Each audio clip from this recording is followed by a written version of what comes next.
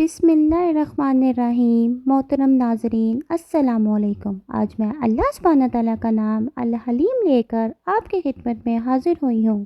الحلیم بردبار، اپنے بندوں کے گناہوں پر انہیں جلد نہ پکڑنے والا، مہلت دینے والا تاکہ وہ اپنی اصلاح کر سکیں۔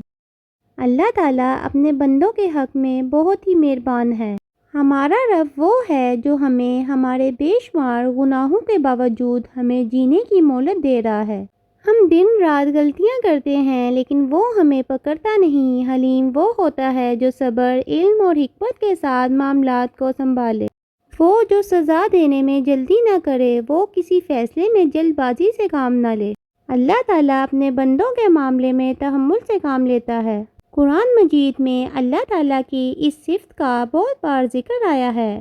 قرآن مجید میں آتا ہے، اور اگر اللہ تعالیٰ لوگوں کے اعمال کے مطابق ان کا مواخذہ کرتا تو زمین کی سطح پر کوئی جاندار زندہ نہ چھوڑتا، لیکن وہ تو ایک مقرر وقت تک انہیں ڈیل دیے جاتا ہے، اور پھر ان کا جو مقرر وقت آ جائے تو اللہ یقیناً اپنے بندوں کو دیکھ رہا ہے۔ یعنی اللہ تعالیٰ بندوں کو مہلت دیتا ہے کہ شاید اس کے بندے پلٹ آئیں۔ وہ ہر روز پکارتا ہے، اے رات کے گناہ گار تو صبح کو پلٹ آ، میں تجھے معاف کر دوں گا، اور اے دن کے گناہ گار تو رات کو پلٹ آ، میں تجھے معاف کر دوں گا۔ اللہ تعالیٰ چاہے تو فوراً سزا بھی دے سکتا ہے، لیکن وہ مہلت دیتا ہے۔ اللہ تعالیٰ اپنے بندوں کو سزا دینے میں جلدی نہیں کرتا، کیونکہ وہ رب غفور ہے۔ اس نے فرمایا، تیرا رب بڑا بخشش فرمانے والا ہے، بہت رحم کرنے والا ہے، اور آپ کا پروردگار بہت بخشنے والا اور رحمت والا ہے۔ ورنہ جو کچھ یہ لوگ کر رہے ہیں، اگر ان کو پکڑ لے، ان پر گرفت کر لے تو جلد ہی ان پر عذاب لے آئے، بلکہ ان کے لیے وعدے کا وقت مقرر ہے جس سے یہ لوگ کوئی جائے پناہ نہیں پا سکیں گے۔ یعنی جب پکڑنے کا وقت آئے گا تو اس کی پکڑ بھی بہت شدید ہے، اس وقت پھر کوئی بھاگ نہیں سکتا۔ لیکن اللہ تعالیٰ کا یہ طریقہ نہیں کہ وہ جلدی کرے یا جلد بازی سے کام لے۔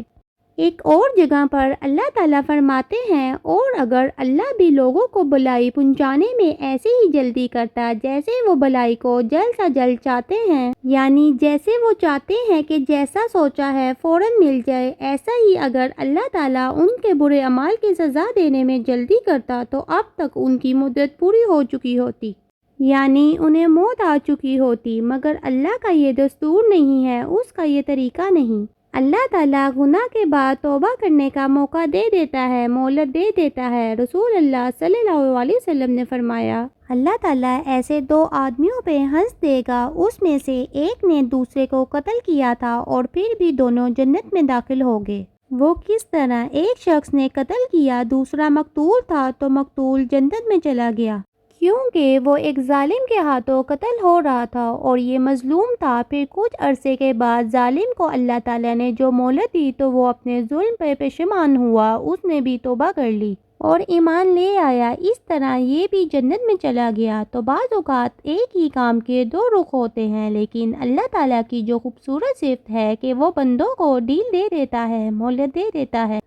ابو ہریرہ سے روایت ہے کہ رسول اللہ صلی اللہ علیہ وسلم نے فرمایا، سوموار اور جمعرات کے دن جنت کے دروازوں کو کھول دیا جاتا ہے اور ہر اس بندے کی مغفرت کر دی جاتی ہے جو اللہ کے ساتھ کسی کو شریک نہ ٹھہراتا ہو، سوائے اس آدمی کے جو اپنے بھائی کے ساتھ کینہ رکھتا ہے، اور کہا جاتا ہے، ان دونوں کی طرف دیکھتے رہو یہاں تک کہ وہ اصلاح کر لے، ان دونوں کی طرف دیکھتے رہو یہاں تک کہ وہ اصلاح کر لے، ان دونوں کی طرف دیکھتے رہو یہاں تک کہ وہ اصلاح کر لے۔ آپ نے یہ بات 3 بار فرمائی۔ اس سے یہ پتہ چلتا ہے کہ آپس میں جو تعلقات ہیں انسانوں کے، اس میں دلوں کا صاف ہونا ضروری ہے، ورنہ انسان کے باقی اعمال بھی قبولیت سے رہ جائیں گے۔ اللہ تعالیٰ بہت زیادہ درگزر کرنے والا ہے، اور وہ بھی اس لیے اللہ تعالیٰ الحلیم ہے۔ اللہ تعالیٰ فرماتے ہیں، اور جان لو جو کچھ تمہارے دل میں ہے اللہ اسے جانتا ہے، لہٰذا اس سے ڈرتے رہو، اور یہ بھی جان لو اللہ لغزشوں کو معاف کر دیتا ہے، کیونکہ وہ بردبار ہے۔ یعنی اللہ تعالیٰ چاہے تو تمہارے دل کی باتوں پہ تمہیں پکڑ لے، لیکن کیونکہ وہ حلیم ہے اس لیے تمہیں اصلاح کا موقع دیتا ہے۔ ہمیں بھی اپنے اندر اس صفت کے ڈالنے کی ضرورت ہے، اور جب یہ چیزیں انسان کے اندر آتی ہیں تو انسان دوسروں کو معاف کرنا بھی سیکھ لیتا ہے، کیونکہ اللہ تعالیٰ اپنی اس صفت کی بنا پر بندوں کو مسلسل ڈھیل دیتا ہے اور معاف کرتا چلا جاتا ہے، اور بندوں کو چاہیے وہ بھی دوسرے لوگوں کو معاف کر دیں۔ اور جب انسان اللہ تعالیٰ کی اس صفت کو پہچان لے تو اس کے ساتھ اللہ تعالیٰ سے دعا کرنی چاہیے۔ رسول اللہ صلی اللہ علیہ وسلم مشکل اوقات میں اللہ کا یہ نام لیا کرتے تھے۔ ابن عباس کہتے ہیں کہ نبی کریم صلی اللہ علیہ وسلم پریشانی کے وقت یہ دعا پڑھا کرتے تھے: اللہ کے سوا کوئی معبود نہیں جو بہت عظمت والا اور حلم والا ہے، حلیم ہے۔ اللہ کے سوا کوئی معبود نہیں جو آسمان و زمین کا رب، بڑا عظیم عرش کا رب ہے۔ اسی طرح حضرت علی رضی اللہ عنہ فرماتے ہیں کہ کسی تکلیف یا مصیبت کے آنے پر نبی کریم صلی اللہ علیہ وسلم نے مجھے یہ دعا سکھائی کہ میں یوں کہا کروں: اللہ کے علاوہ کوئی معبود نہیں، وہ بڑا بردبار ہے اور کرم والا ہے۔